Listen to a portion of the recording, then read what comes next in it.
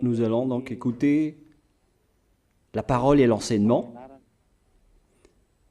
Nous sommes à l'enseignement numéro 23 pour aujourd'hui,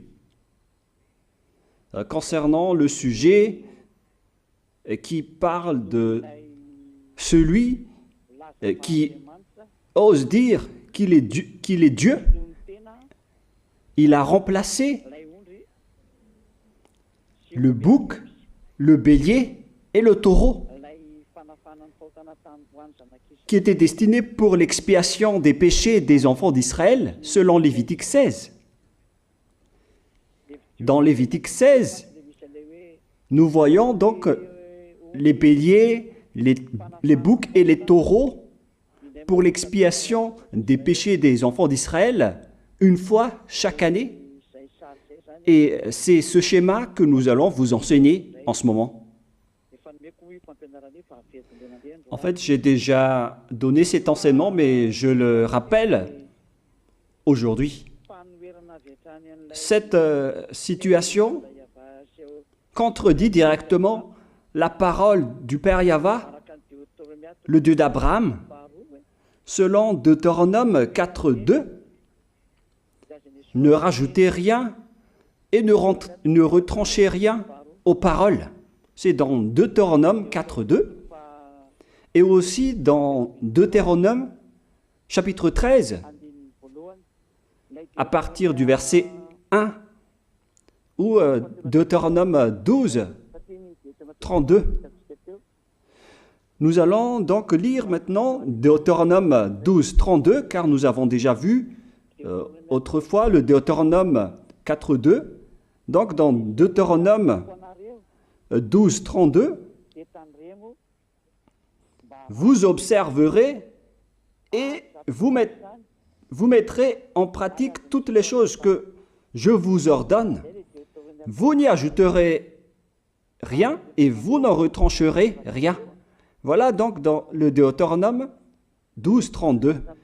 Et dans Deutéronome 4.2, je vais répéter, Deutéronome 4.2, vous n'ajouterez rien à ce que je vous prescris et vous n'en retrancherez rien, mais vous observerez les commandements de Yahva, votre Dieu, tels que je vous les prescris.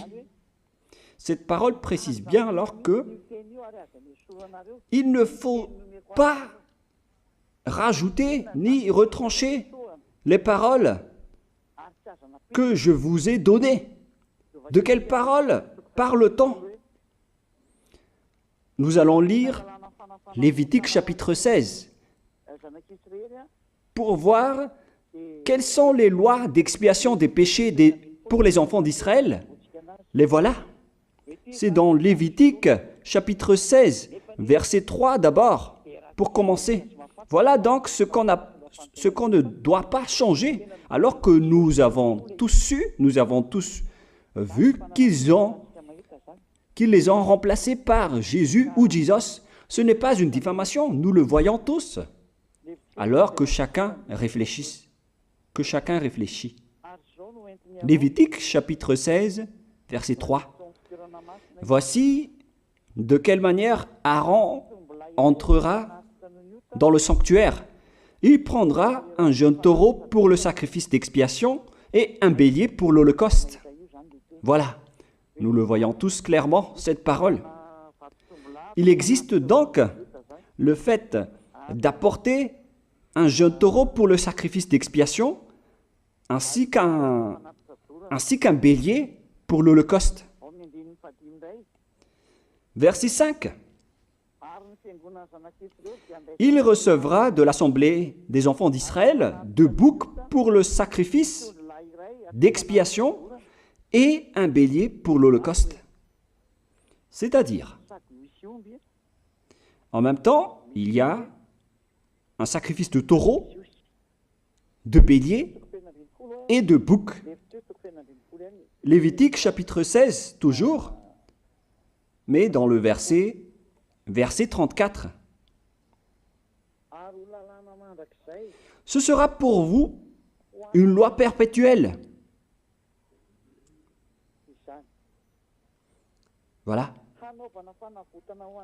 Il se fera une fois chaque année l'expiation pour les enfants d'Israël à cause de leurs péchés.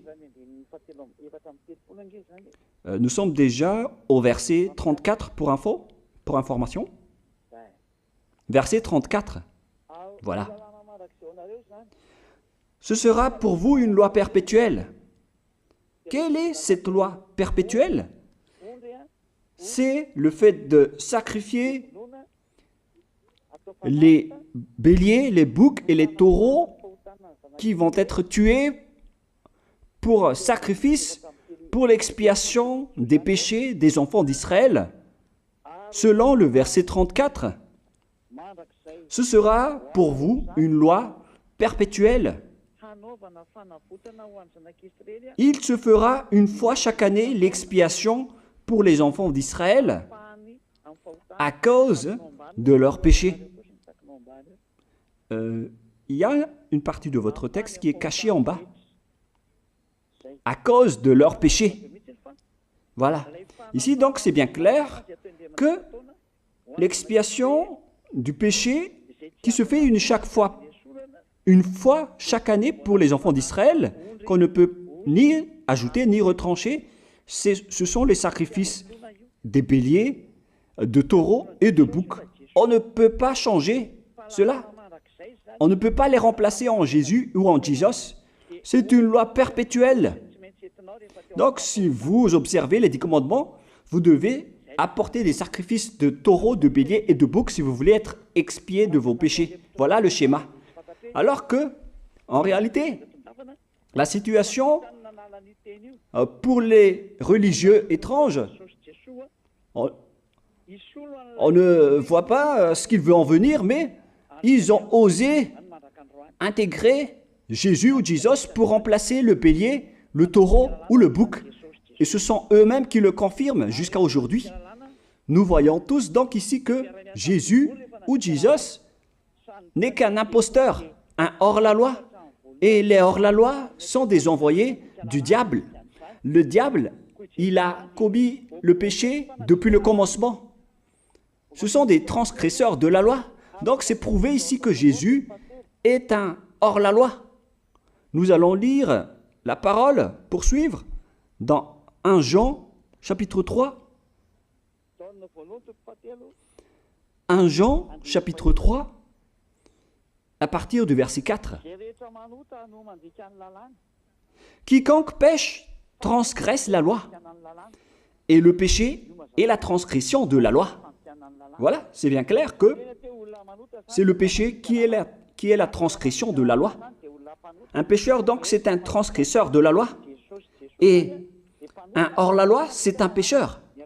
C'est clair alors que Jésus ou Jesus, c'est un hors-la-loi, c'est un transgresseur de la loi. Nous avons tous vu ensemble qu'il a pris la place du bélier et il a siégé, il s'est installé dans ce système. C'est pourquoi toutes les églises observent les 10 commandements et ils servent Jésus ou Jesus. Voici l'enseignement. Alors, regardez bien à travers ce texte et cette écriture que je vous donne en ce moment. Et soyez conscients, ça suffit maintenant d'écouter ces faux dieux, c'est déjà trop. Tant pis pour vous si vous allez encore les écouter. Soyez conscients que ce schéma n'est plus correct. Beaucoup de gens me diffament à cause de ce que je fais en ce moment. Ils ne supportent pas la vérité. Mais ça dépend de chacun de vous. Et moi, je vous avertis, pour vous qui vont être baptisés et qui veulent être baptisés, mais qui entendent les diffamations et les critiques des autres, ne croyez pas en cela. Ce ne sont pas du tout vrai. La parole de Élia est directe. Ce ne sont que des mensonges. L'ôtement du péché, ce sont des personnes qui sont non-pécheurs qui peuvent le faire. Ce n'est pas logique de dire que les fidèles sont ôtés des péchés et le leader est un pécheur. Ce n'est pas du tout écrit dans la Sainte Écriture. Ce qui est écrit dans la Bible, c'est que le bon arbre donne de bons fruits et le mauvais arbre de mauvais fruits. Et le bon arbre ne donne jamais de mauvais fruits, et le mauvais arbre ne donne jamais de bons fruits. Ce sont les bons arbres qui donnent des bons fruits, et les mauvais arbres qui donnent des mauvais fruits. Et donc, si l'ambassadeur de Yahushua, c'est-à-dire Elia, a produit des personnes qui ne pêchent plus, alors il est bon, il est une bonne personne. Il n'a jamais fait aucun mal, même pas le moindre mal. Voilà donc la leçon pour vous, car dans le cadre de ce baptême qui va arriver, il y a beaucoup de diffamation et de critiques. Donc je vous conseille de ne pas écouter cela, car ce n'est pas du tout la vérité. Ils font ça juste pour diffamer et blâmer la bonté de Yahushua, alors ne les suivez pas.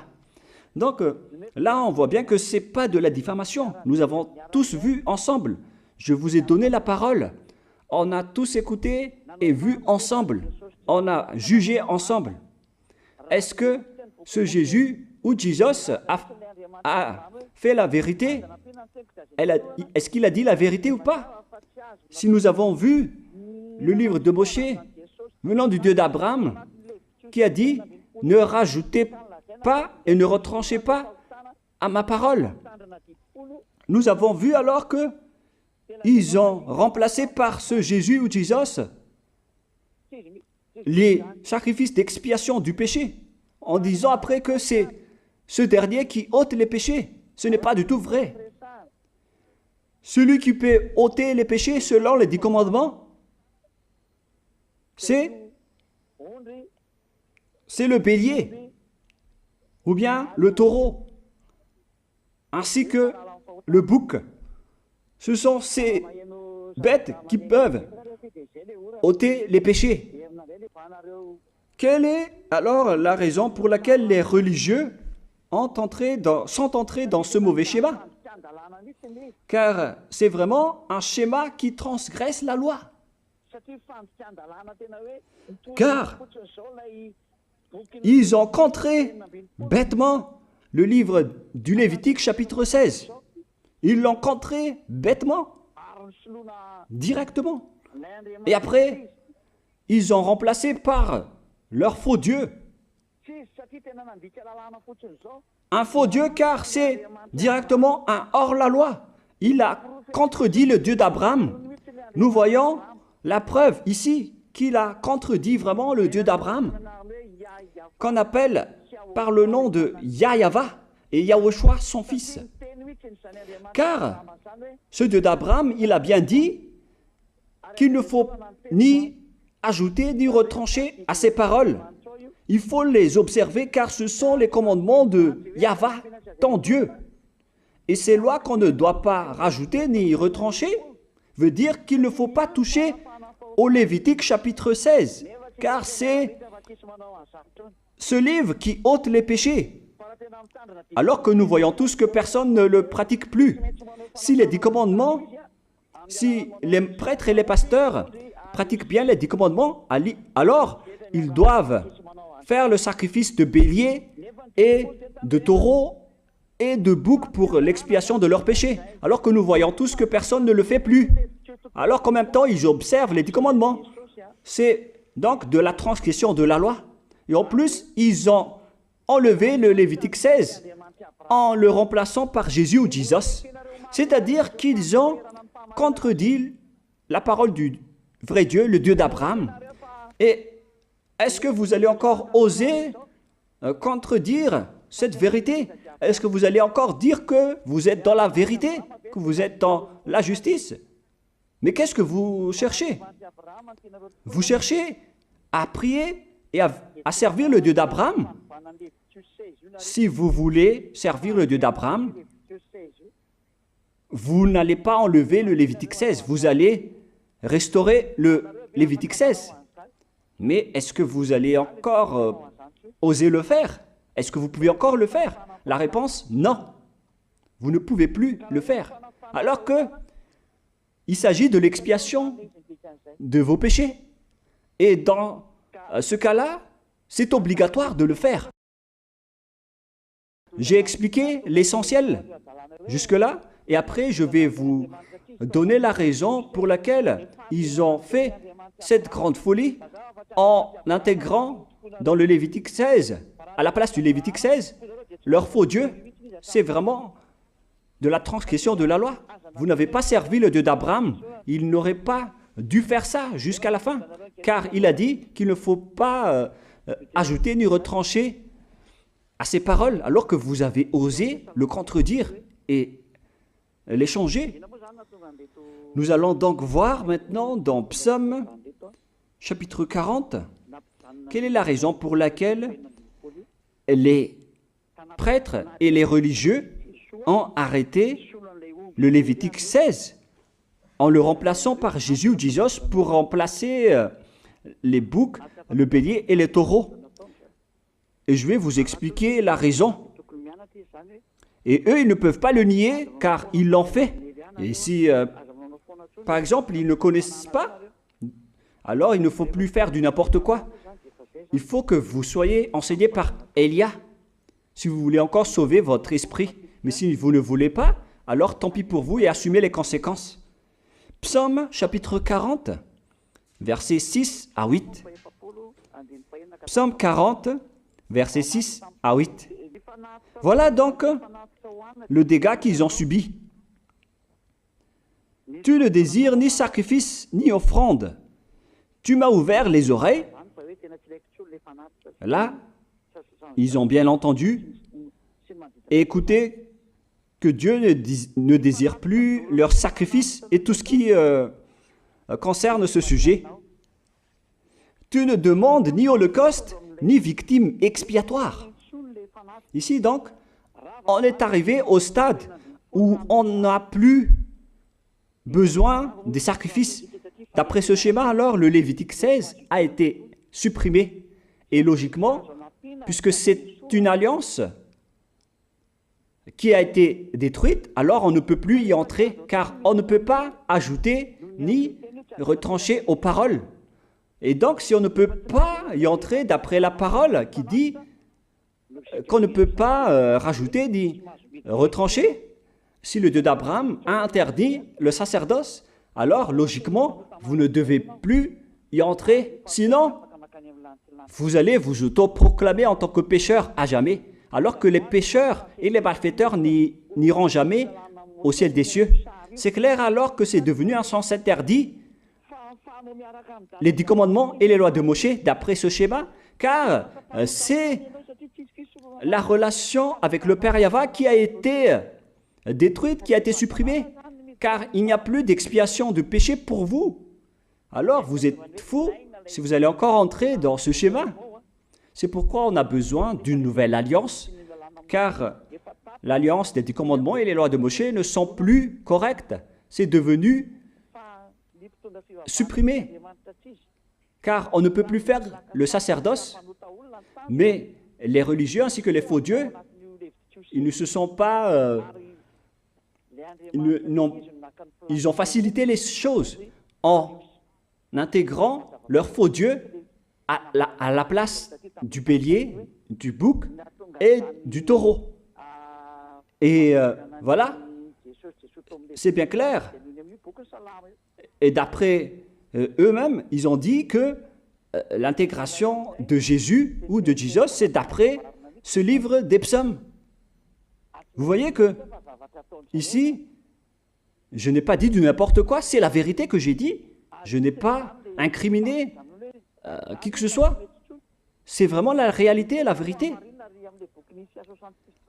Alors, ici, on prouve bien que ça a été supprimé, ce n'est plus autorisé. Et c'est encore confirmé dans Ésaïe 66.3 que celui qui fait des sacrifices, c'est comme celui qui fait de l'idolâtrie. Celui qui immole un bœuf est comme celui qui tuerait un homme. Celui qui sacrifie un agneau est comme celui qui romperait la nuque à un chien. C'est vraiment toute une histoire si vous allez faire cela. Celui qui présente une offrande est comme celui qui répandrait le sang d'un porc. Alors qu'à l'époque des 10 commandements, c'était carrément interdit. celui qui brûle de l'encens est comme celui qui adorait des idoles. Ici donc, toutes les sortes de sacrifices ont été bloqués. C'est devenu interdit. C'est pourquoi le faux Dieu est entré dans Lévitique chapitre 16. Alors qu'ils n'ont pas du tout vu de leurs yeux qu'on ne peut pas ajouter ni retrancher aux paroles. Ils n'ont jamais vu et connu ces paroles. Il a fallu attendre l'arrivée de Élia pour vous montrer toute la vérité, pour vous montrer toutes les vraies paroles. Alors, il faut suivre Élia. Suivez Élia. Et c'est ce terme qui dit de suivre Élia que les gens ne supportent pas du tout. Mais qu'est-ce que je vais dire d'autre? Je vais vous dire de suivre qui? Alors que vous êtes tous pécheurs. Est-ce que vous allez suivre les pécheurs pour aller en enfer? Vaut mieux suivre Élia, car ceux qui l'ont suivi ne pêchent plus. C'est quoi le problème? Si c'est de la jalousie, alors vous n'êtes pas du tout sage. Mais si vous êtes sage, vous devrez être content en m'écoutant. Si vous cherchez ce Dieu d'Abraham, vous devez être très content en dansant à la maison en disant « Merci Élia, voilà ce que j'attendais ». Au lieu de dire des colères et de la haine, moi je vous donne de la parole de l'amour pour vous sauver. Alors sachez bien écouter. Et après, ils l'ont continué dans 40, verset 7 maintenant. Alors je dis, voici je viens avec le rouleau du livre écrit pour moi. Verset 8, je veux faire ta volonté, mon Dieu, et ta loi est au fond de mon cœur. Et eux, ils ont pris cette parole en disant que nous avons vu ce terme de rouleau du livre. Et directement, ils ont dit que on doit intégrer dans les 10 commandements le Fils du Très-Haut qui s'appelle Yahushua. Ils l'ont intégré dans les 10 commandements. Pour vous qui sont dans le mauvais sens, vous l'appelez Jésus. Vous avez intégré dans les 10 commandements votre Jésus, mais Yahushua n'entrera jamais là-dedans car c'est vraiment interdit, c'est un tabou. Le sens du rouleau du livre que Yahushua a parlé ici, c'est qu'on parle de son histoire dans le Sefer Torah juif. C'est-à-dire que le Sefer Torah juif a parlé de lui. Nous allons lire la parole à ce sujet. En parlant du rouleau du livre, ce n'est pas qu'il est entré dans le Lévitique 16. Non, c'est un tabou, c'est interdit. Mais il a parlé de son histoire. En parlant du rouleau du livre, nous allons lire la parole concernée à ce sujet. Selon Luc, chapitre 24, verset 44. Luc 24, 44. Puis il leur dit, « C'est là ce que je vous disais lorsque j'étais encore avec vous, qu'il fallait que s'accomplisse tout ce qui est écrit de moi dans la loi de Moïse, dans les prophètes et dans les psaumes. »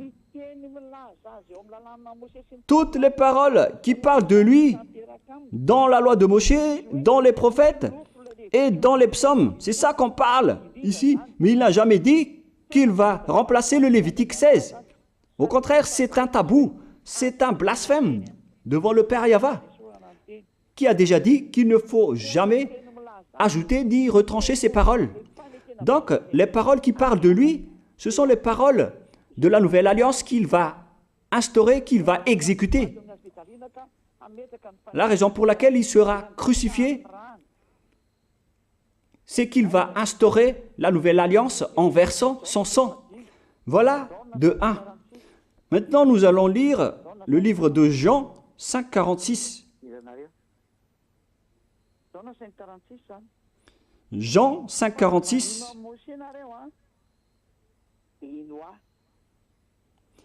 Alors, car si vous croyez en Moshe, vous me croiriez aussi, parce qu'il a écrit de moi.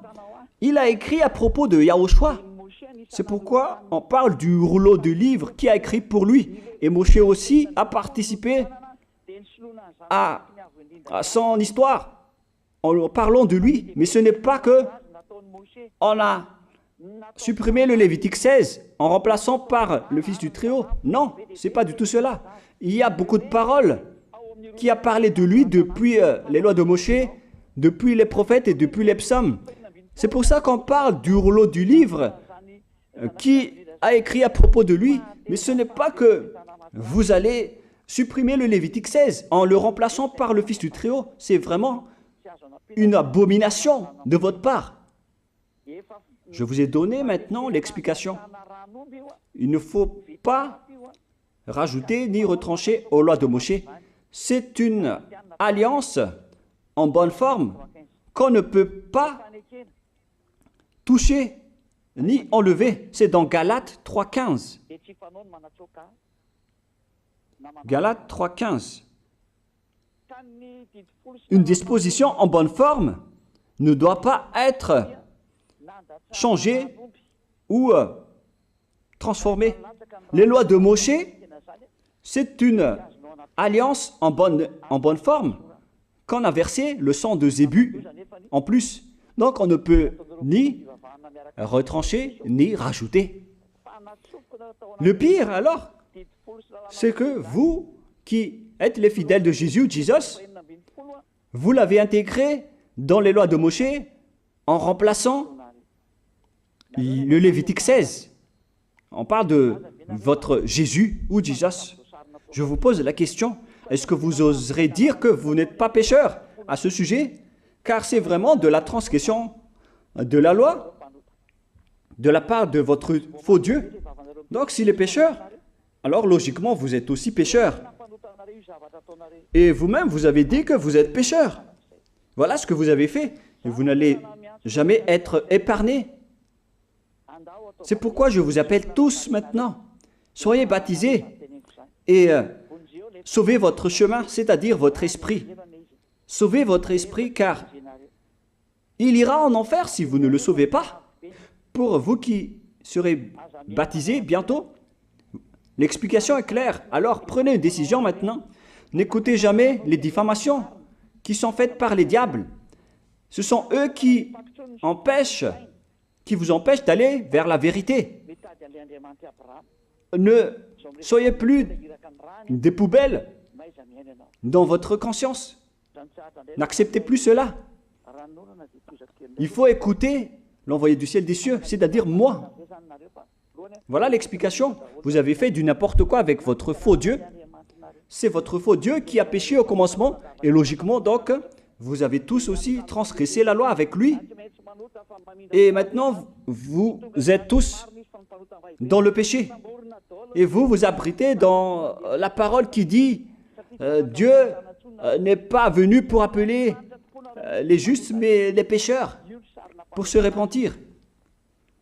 Le problème, c'est que c'est votre Dieu qui est vraiment un pécheur. Voilà le schéma qui prouve qu'il est pécheur. Donc, je vous souhaite à tous d'être bénis par Yahushua. Prions ensemble. Merci infiniment, Père Yahva, pour cette parole. Une parole qui conscientise les gens pour se retourner vers toi et pour faire rester fermes tous les enfants du Très-Haut, les personnes que tu as déjà choisies, pour qu'ils restent bien fermes dans le service, et pour ceux qui sont encore à l'extérieur, qu'ils courent vers Elia, car Elia et toi, Yahushua, vous êtes uniques. Merci infiniment, Père Yahva. Merci infiniment, Yahushua. Sauve les gens pour qu'ils soient intégrés au ciel des cieux, pour que les gens écoutent la parole, Père Yahva, Yahushua, toutes les paroles que j'ai montrées. Confirme toutes mes paroles, Yahushua et Père Yahva, pour la gloire de vos noms si saints. Merci pour ta bonté et pour ta grâce. Au nom de toi, Yahushua, je fais toutes ces prières. Alléluia, Amen. Donc, je vous souhaite à tous d'être bénis par Yahushua et à demain. Au revoir.